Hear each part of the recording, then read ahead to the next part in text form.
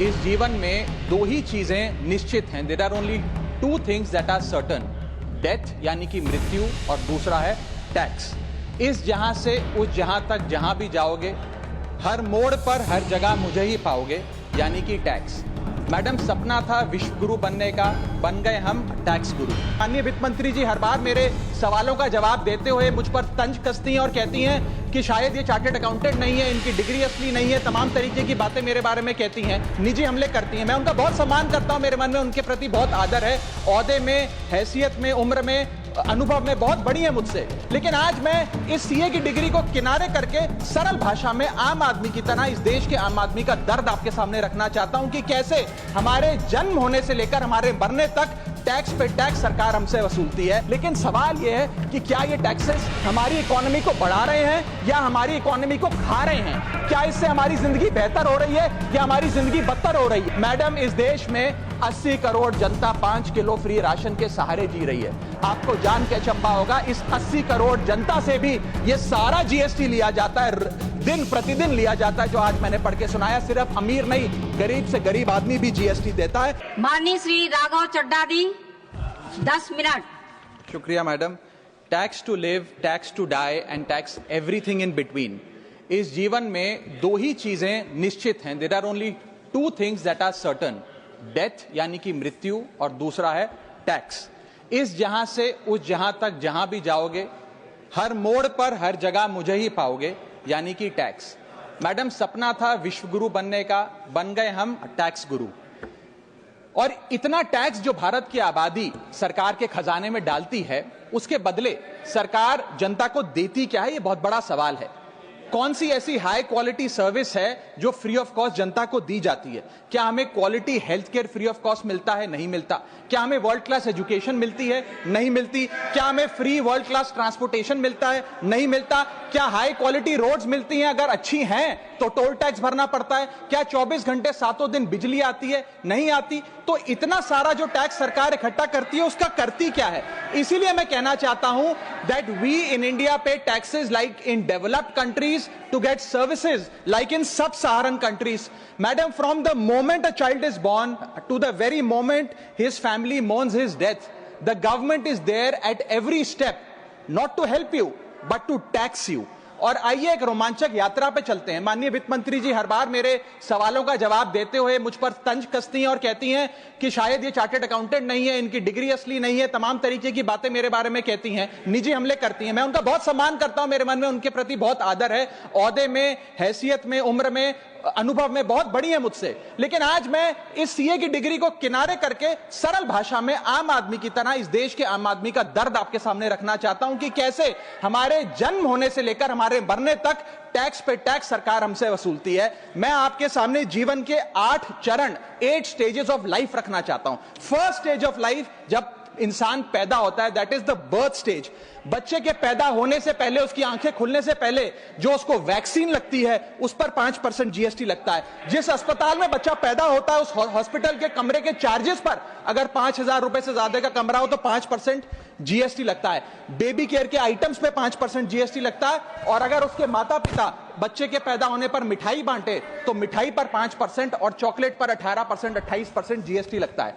दूसरा चरण जीवन का, इन्फेंसी और चाइल्डहुड, यानी कि बचपन। बचपन में बेबी फूड जो खरीदा जाता है उस पर 12 से 18% जीएसटी, डाइपर जो खरीदा जाता है उस पर 12% जीएसटी, बेबी स्ट्रोलर पे 5 से 12% जीएसटी, और जो खिलौने बच्चे को दिए जाते हैं उन खिलौनों पर भी 12% जीएसटी लिया जाता है। जब मुंडन होता है बच्चे का, पहला हेयर कट जिसे कहते हैं, उस हेयर कट की सर्विसेज पर भी 18% जीएसटी, और पहली बर्थडे पार्टी पर जो फोटोग्राफी होती है, फोटो खिंचवाई जाती है, उस फोटोग्राफी सर्विसेज पर भी 18% जीएसटी। यहां तक कि नामकरण की बर्थडे पार्टी जो की जाती है उस पर भी, केटरिंग सर्विसेज से लेकर खान पर 18% जीएसटी सरकार वसूलती है। अब बच्चा स्कूल जाना शुरू करता है तो स्कूल जाने पर यूनिफॉर्म से लेकर जूतों, स्कूल बैग, लंच बॉक्स, सब पर जीएसटी लगता है। 12% जीएसटी नोटबुक पर लगता है, 18% जीएसटी स्टेशनरी आइटम पर लगता है। और उसके बाद अगर कोई एक्स्ट्रा करिकुलर एक्टिविटी बच्चे को करनी हो, कोई म्यूजिक क्लास करनी हो या फिर कोई स्पोर्ट्स कोचिंग की क्लास वो ले ले, उस पर भी 18% जीएसटी देना पड़ता है। प्राइवेट ट्यूशन ले तो उस पर भी जीएसटी, और पहली साइकिल जो बच्चा खरीदता है उस पर भी 12% जीएसटी देना पड़ता है। तीसरी अवस्था जीवन की, टीनेज ईयर्स, ये वो काल होता है जो सबसे मस्त मौला टाइम होता है जीवन का, बेहतरीन बेफिक्री का। इसमें बच्चा, यंग जवान लड़का लड़की अपना पहला स्मार्टफोन खरीदते हैं, उस स्मार्टफोन पर जीएसटी लगता है, अगर महंगा हो विदेशी हो तो इंपोर्ट ड्यूटी भी लगती है। फिर वो अपना फोन रिचार्ज कराता है, उस पर जीएसटी लगते हैं। ब्रॉडबैंड इंटरनेट का कनेक्शन लेता है, उस पर जीएसटी लगता है। नेटफ्लिक्स, स्पॉटिफाई या वीडियो गेम की सब्सक्रिप्शन लेता है, उस पर भी जीएसटी देना पड़ता है। और अगर अपने दोस्तों के साथ पिक्चर देखने बाहर जाए तो पिक्चर की टिकट पर जीएसटी, एंटरटेनमेंट टैक्स और पॉपकॉर्न पर भी जीएसटी अब लगने लग गया है। तो तमाम तरीके के सॉल्टेड कैरेमल पॉपकॉर्न पर भी सरकार आपसे जीएसटी वसूलती है। इस बीच जब आप 18 साल के होते हैं और पहली बाइक या पहला स्कूटर खरीदते हैं, उस बाइक और स्कूटर पर आपसे जीएसटी लिया जाता है, व्हीकल इंश्योरेंस पर जीएसटी लिया जाता है, और उसके बाद रजिस्ट्रेशन टैक्स और रोड टैक्स के नाम पर भी पैसा लिया जाता है। जीवन की चौथी अवस्था, fourth stage of life, higher education की। इस हायर एजुकेशन की अवस्था में आप यदि प्राइवेट कॉलेज में पढ़ रहे हैं तो प्राइवेट कॉलेज की ट्यूशन फी पर जीएसटी लगता है। हॉस्टल में रह रहे हैं या पीजी का रेंट भर रहे हैं तो उस पर जीएसटी लगता है। स्टूडेंट लोन की प्रोसेसिंग फी पर जीएसटी लगता है। किताबों से लेकर लैपटॉप तक जीएसटी लगता है। और अगर माता पिता संपन्न हैं और बच्चे को विदेश भेजते हैं पढ़ने के लिए तो फॉरेन रेमिटेंस पर टैक्स कलेक्टेड एट सोर्स सरकार लागू करती है। अब आते हैं पांचवी अवस्था पे, जब वो अपना करियर शुरू करता है। ये वो एज है जिसे मैं golden age of direct taxes कहूंगा। अब ये डायरेक्ट टैक्स के जंजाल में आदमी फंस जाता है इस उम्र में, जब उसकी पहली नौकरी लगती है। तो नौकरी में आमदनी अनुसार उसके स्लैब रेट के हिसाब से उस पर टीडीएस पहले काटा जाता है, मानो जेब काटी जा रही हो, और फिर इनकम टैक्स वसूला जाता है। जब पहली बार उसको पगार मिलती है, वेतन मिलता है, वो माता पिता या दोस्तों को बाहर खाने पे ले जाता है, पिक्चर दिखाने ले जाता है, उस खाने के बिल पर भी सरकार जीएसटी वसूलती है। और जैसे जैसे उसकी सैलरी बढ़ती है वैसे वैसे स्लैब अनुसार उससे इनकम टैक्स वसूला जाता है। इसके बाद आज वर्क फ्रॉम होम का कल्चर चल रहा है, तो वर्क फ्रॉम होम में इंटरनेट बिल्स हो, ब्रीफकेस हो, लैपटॉप हो, इन सारी चीजों की खरीद पर सरकार जीएसटी लेती है।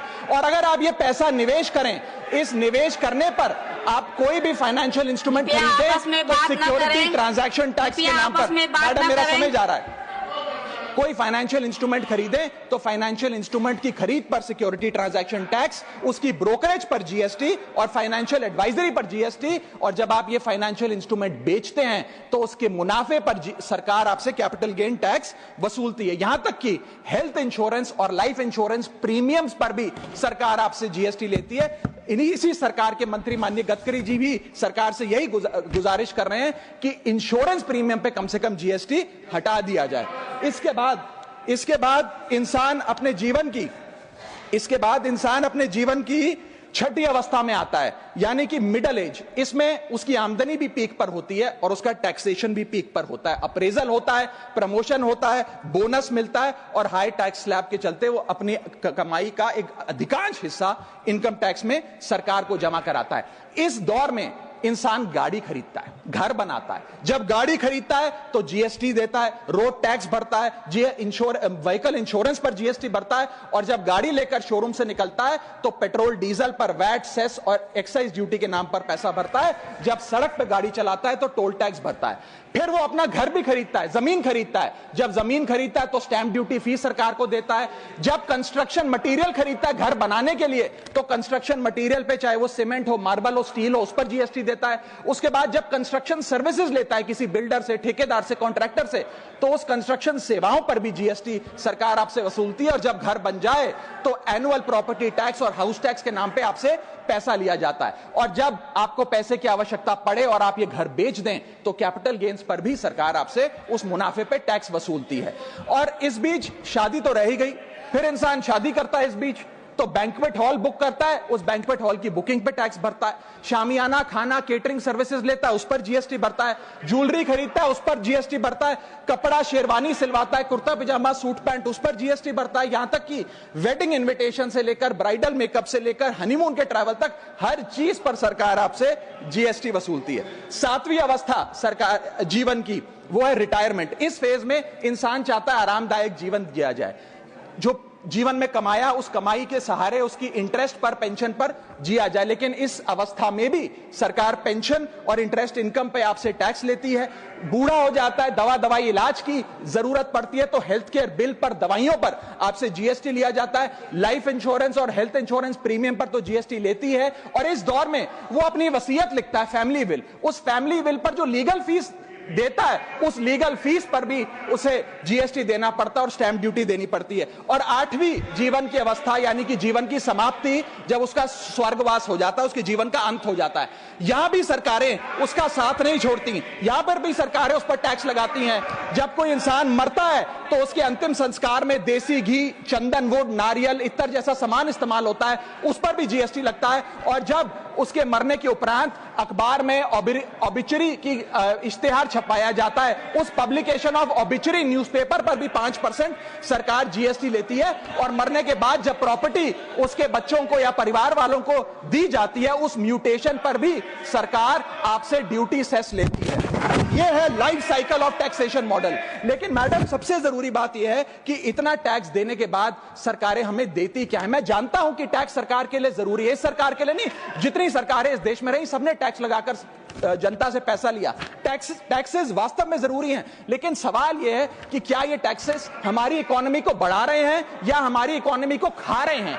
क्या इससे हमारी जिंदगी बेहतर हो रही है या हमारी जिंदगी बदतर हो रही है? इतने टैक्स लगाने की वजह से आज हमारी आमदनी घट रही है, इस वजह से खपत गिर रही है, कंजम्पशन गिर रही है, डिमांड नहीं बढ़ रही है और प्रोडक्शन गिर रही है। इस वजह से पूरा इकोनॉमिक साइकिल, जो हमारा इकोनॉमी का चक्का है, वो धीमा हो गया है। मैडम, इस देश में, बस समाप्त कर रहा हूं, इस देश में मैं, मेरी पार्टी के टाइम से आप ले लीजिएगा, मेरी पार्टी के टाइम से ले लीजिएगा। मैडम, इस देश में 80 करोड़ जनता 5 किलो फ्री राशन के सहारे जी रही है।